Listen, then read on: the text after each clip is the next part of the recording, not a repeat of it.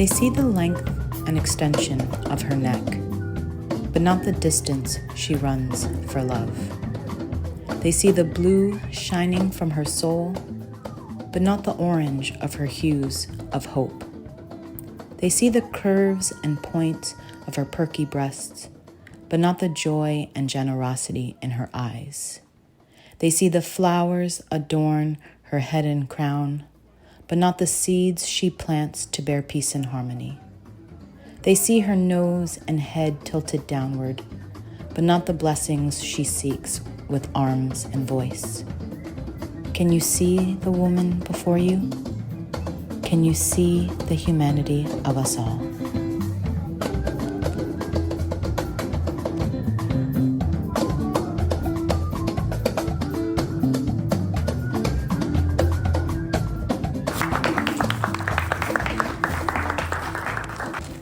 Thanks everyone for the introduction and the warm welcome.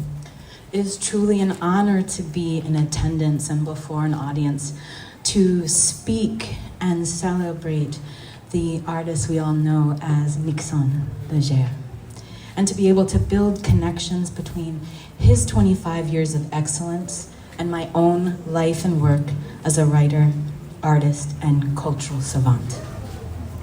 I named this talk The Expansiveness and Inclusivity of art as a way to highlight Nixon's work as an artist and as the mastermind behind the fundraising part of tonight, as well as to truly think about and invite you all to think about the reach and impact of art.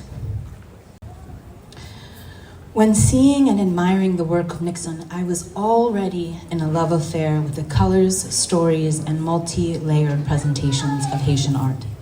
But now, in meeting him, I had a chance to be closer to an artist from the region. Whether it is an ode to music, a statement on Christianity, a dance with the Caribbean Sea, or an homage to women and mothers, I am constantly in awe and emotionally moved when I see Nixon's work. His subject matter is expansive and inclusive of the lives, anecdotes, and dreams of his observers, and I theorize his countrymen and women of Haiti. One thing to keep in mind, Nixon's objectives with the fundraiser tonight, it's money going toward the Centre Culturel Soleil Lève, and it's about providing supplies to youth and encouraging access and mentorship to and through professional artists in Belance. The impact art has on the lives of young people is clear. In fact, one statistic I found is that young people who visited a museum while in kindergarten show higher achievements in reading, math, and science. So when we think of Nixon and his efforts tonight, I want to remind us all about the subtleties of art as well as the direct beauty he gives us.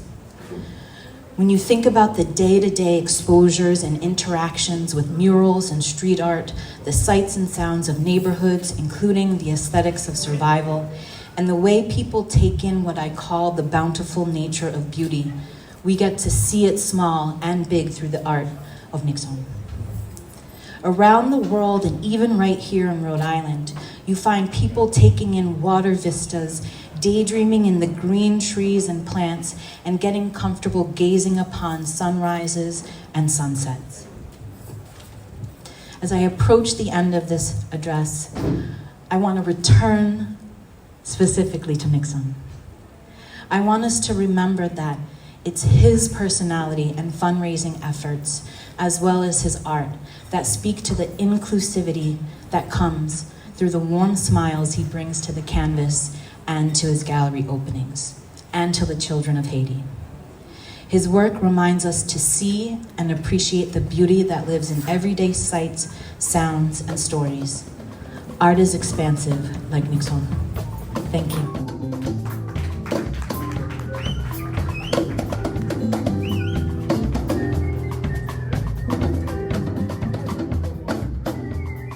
Can you see the woman before you? Can you see the humanity of us all?